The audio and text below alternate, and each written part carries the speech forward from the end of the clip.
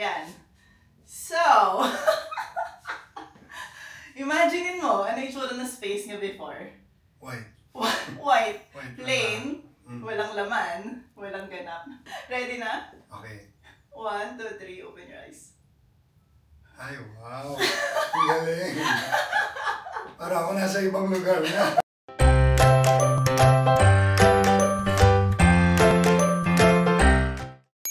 Hi, this is Elle and welcome sa isa na namang makeover. Ang i-makeover natin is itong studio unit na to and ang owner is si Bertz. Hello. Halika na. Hi. Hello. So, si Bertz, friend ko from Kinder. Yun yan. Isip ko elementary o Kinder eh. Huwag na natin alamin kung anong taon yon. Pero, anyway, ano ba tong space na to? Actually, na-acquire namin to. Nag-decide kami na gamitin na lang namin siya as parang halfway house. Kasi may farm sila, doon talaga sila nakatira. Para pag nasa Manila kayo, meron na pagsayan. Meron kayong pagsasayan. Dito kayo titira, ganon. So, anong size nitong space? 20-something. Hindi ka memorize. Ako na lang magsasabi, 25 square meter itong space na to. Sabi ko nga. Pero, ang layout niya, ang laki kasi ng balcony, tas malaki yung hallway sa CR. So, itong pinaka-main na size niya, sinukat ko, 11 square m lang. Yun lang, excited na akong simulan to. So, bye-bye! Start na natin to, makeover na to.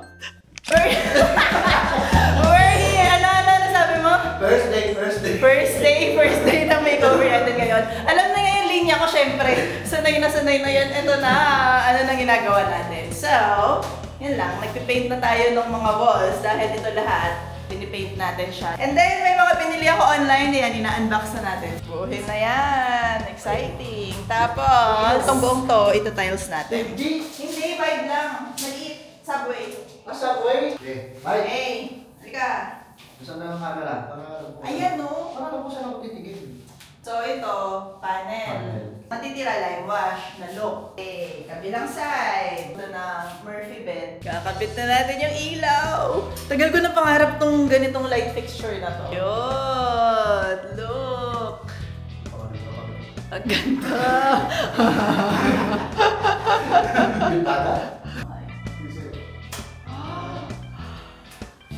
Yes, unbox natin to.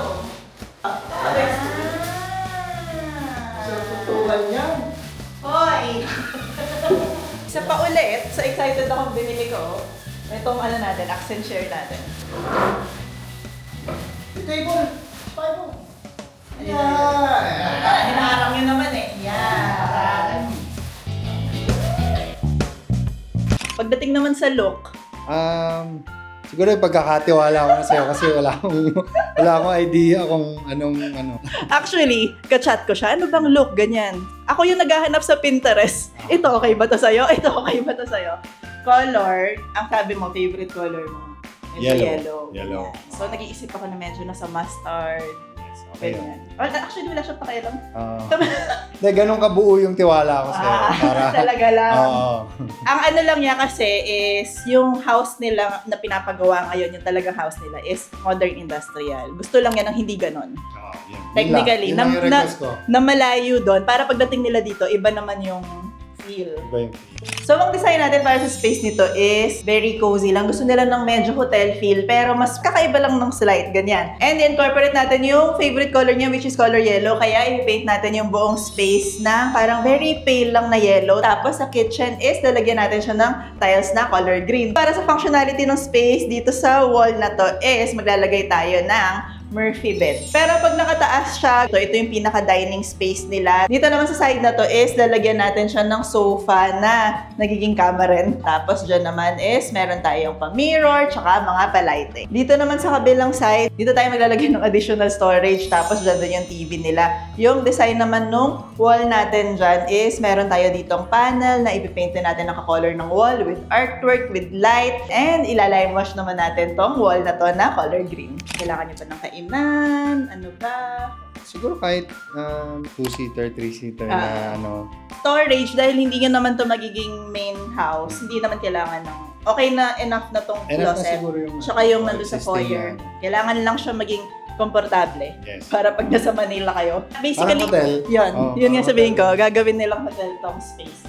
We're here! Ang dami nang nangyari. Ang ganda na. Konti pa. Sobrang cute nitong nung tiles natin, look. Ang ganda! Tapos, ayan na rin, wood na yung beam natin. Tapos dito, nandiyan na yung lime wash effect natin. Ayan, cabinet. Ayan na rin yung cabinet, pero mga 4 pa yan. Nag-stress na sa pag-assemble natin. So, ili-layout na natin yung mga binuo niyang cabinets. Yung mga pinaghirapan niyang buuin yung mga cabinets. Diyan kasi yan, itong buong wall na yan, gusto ko parang storage lang, malinis lang yung itsura. Kaya, ayusin natin siya. Tapos, meron akong biniling lang. Yan. Ang cute niya, late lang pala. Yan na, ang daming bilin. Kaldi Ayan mga bilin natin sa pintura. Tapos cutting. Baka magulat ako pagbalik ko dito. Gulo yung kausap! Nakakatuloy ako.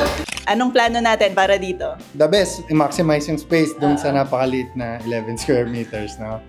So, yun, inisip ko nga kung paano out of the way muna sana yung kama. So, ideally, kung makagawa tayo ng may Murphy bed. Sana. So, ilan ba yung mostly matutulog? More or less 5 kasi merong yaya. Okay. Pero 2, maliit pa naman. So, pwede pang isiksik. Kaya pa sa single bed. Final decorating day! Ayan na board na sila sa buhay nila. Ano pa daw bang gagawin? Ano pa ba? Wala na. Konti na lang. Kasi, like, tapos na siya. Mag-i-install na lang tayo ng maraming bagay. Pero ang inaantay natin ngayon is si Murphy bed. So, andito na yung Murphy bed natin. For the first time sa buhay ko, gagamit ang Murphy bed. Kaya, dapat di ako ma-disappoint.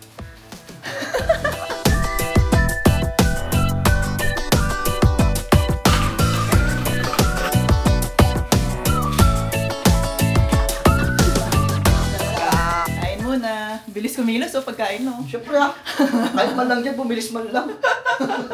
Naku, di ba lamig? Ay nako, wala tayong ice. Lagot.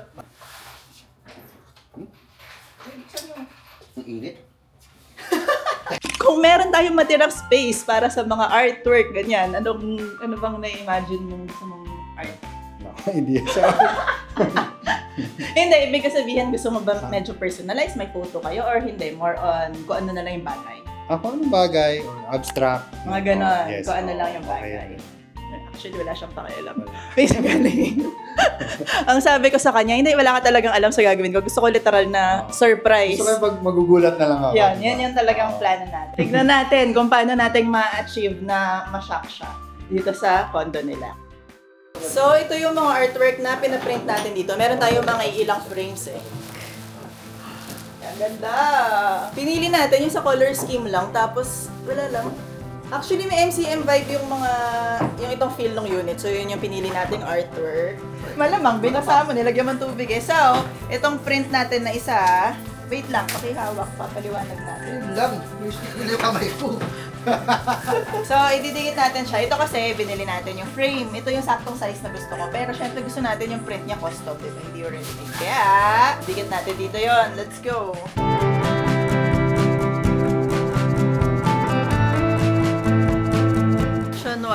Sa art print. Nakakahilo yung damit mo. Kakulay ng artwork ko. Pareho Nagugulan yung mata ko Baba konti. Yes. Perfect. Nice. So, yan. Pero pwedeng baliktad. Pwede. Hindi. Ganyan na lang. Mas okay. Hindi, mas okay na nga yan. Umuuna ako. Hindi, yung ito nasa labas. Sige. Lalagay na tayo ng artwork para pag nakababa yung bed, cute pa rin yung loob niya. Cute pa rin. Let's go. Dali. Nice. Ayan. Isa sa pinaka-chaotic decorating day.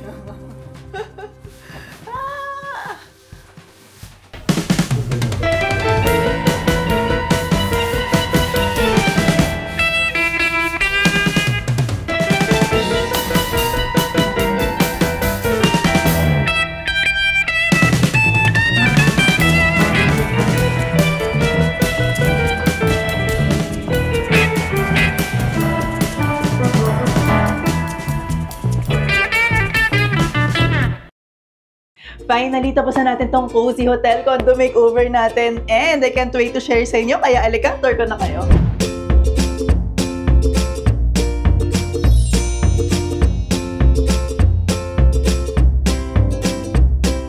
So, pagpasok nyo dito sa door, wala na masyadong space, pero gusto ko pa rin siyang gawing functional, kaya nilagay natin tong, grabe, sobrang nipis, parang 4 inches lang na shoe cabinet. Metal siya, actually medyo manipis yung material niya, pero okay siya kasi talagang space saving siya, and as in talagang nasa-serve niya yung purpose niya, ganyan. Tapos, dito naman sa ibabaw niya is, naglagay rin tayo syempre ng artwork. Ito yung parang vibe na nag-welcome sa inyo kasi ito yung i-expect mo doon sa loob ng space. Dito naman sa blank wall na to is, syempre, function nga ang gusto natin. Kaya naglagay lang tayo dito ng hook, pwede nilang sabitan ng bag, ganyan. Tapos, itong kitchen naman natin, okay na siya. Ang dinagdag lang natin na sobrang ganda rin is itong subway tile natin. Nilayout natin siya ng patayo, tapos pinili lang natin ng color green. Kasi yung mga color na nilagay natin is, meron tayong accent na yellow, ng green. Actually, itong buong space na to, itong hallway and kitchen natin is, pinaint natin ng mas darker lang ng konti na shade na yellow. Yung very warm lang and cozy, pero very classy pa rin ng look niya. Itong closet area naman nila is, as is na rin natin to, pero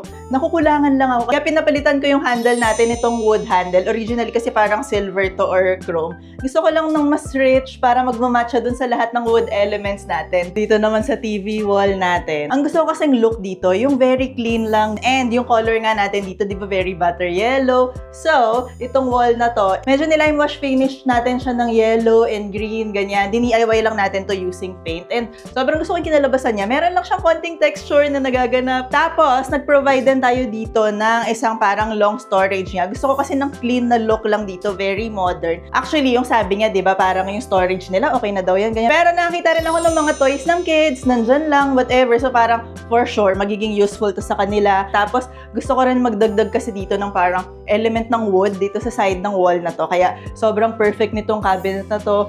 Yan, ang dami nilang pwedeng ilagay dyan, storage yan lahat. Tapos dito naman sa side na to, naglagay lang tayo dito ng half-round na texture na panel. Kasi, ang gusto ko dito, kahit na very clean lang yung look natin, may hotel vibe, pero madaming texture, merong lime wash, merong ganito. Ito rin lang yung color ng buong wall natin, tsaka yung ceiling natin. Tapos naglagay lang tayo dito ng dalawang artwork na medyo abstract nga lang yung print. Tapos, syempre, meron din tayong pa-lighting dyan. Para naman sa window wall natin, syempre, unang-una is, nag-provide tayo dito ng blackout para talagang madilim pag natutulog sila dito kasi nga may kids, ganyan. Tapos, meron sila dito parang beam na pina-wallpaper natin ng wood dahil wala, yun lang nga yung gusto ko dito eh. Actually, medyo nagmamatch tong color na to dun sa existing na cabinet nitong kitchen natin. So, yung dalawang side, nag-uusap lang. And then, isa sa pinaka-favorite na element ko dito is itong giant na light fixture natin. Sobrang yung cute. Like, very statement piece siya talaga. Ang laki-laki niya. Super. And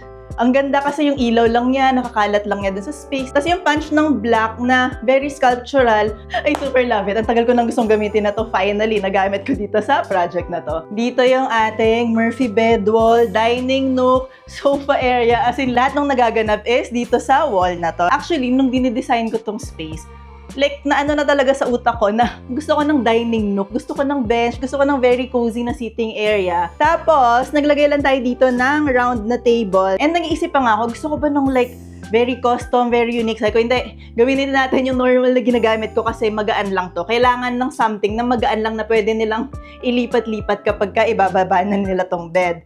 And actually, ito yung isa sa favorite ko. Sobrang cute! Ang ganda nitong chair na to kasi gusto ko nga ng accent chair dito na parang isang piraso lang na pwede nilang ilagay dito. So parang gusto ko ng something na very statement, very bagay, yung very wood din siya. And then, syempre, gusto kong i-treat to ng wall, tong Murphy bed natin. Kaya, naglagay tayo dyan ng print. And, pinacolor din natin yung buong unit na kung ano yung color ng wall natin para nagbe-blend lang siya. Tapos, of course, kapag ka matutulog na sila, itong piece na to, tsaka itong piece na to, pwede nilang ilagay lang sa gilid. Tapos, yung bed is, pwede nilang ihiga para maging ano na siya, maging kama na siya, ganyan. Para double purpose talaga to, dining nook and bed area nila. Then, dito sa remaining space natin is, naglagay tayo nitong sofa nila, na actually sofa bed din to. So, pwede nila itong ihiga, yung cushion niya, kaya makakahiga rin dito. So, talagang, pag kinumbine mo yung dalawa, makakatulog dito 4 to 5 people ng very cozy, ng very comfy. And ang pinili nating color is deep green, dark green lang din, match dun sa tiles natin. Tapos, match dun sa ibang green accent natin sa mga artwork, ganyan. And para dito naman sa wall natin is, meron tayong pa-mirror dun sa gitna, pang-highlight. Dito sa maliit na corner na to, meron din tayong mirror na parang pwede lang nilang gamiting full-length mirror, pero like hindi siya storebo, very, ang clean lang ng look niya. Tapos, itong wall na to is naglagay tayo ng mga molding para pangdagdag din lang ng texture, nakaka-class. Pero sa totoo lang, may purpose yan. Diyan ko pinadaan yung mga wire para dito sa dalawang wall light natin. Tapos, dito naman, sobrang love ko din tong piece na to. Itong parang stool na side table natin. Ang ganda lang niya. Kakulay din lang niya yung cushion natin sa bench. Additional texture, very geometric. Tapos, pwede rin tong additional seating kapag gagamitin nila dun sa bench. Tapos, kapag hihiga naman nila tong kama nila, sobrang lang yung liit. Pwede lang nilang isiksik dun sa dulo. So, ang ganda rin ng piece na to. And talagang na-complete niya yung look nitong makeover natin.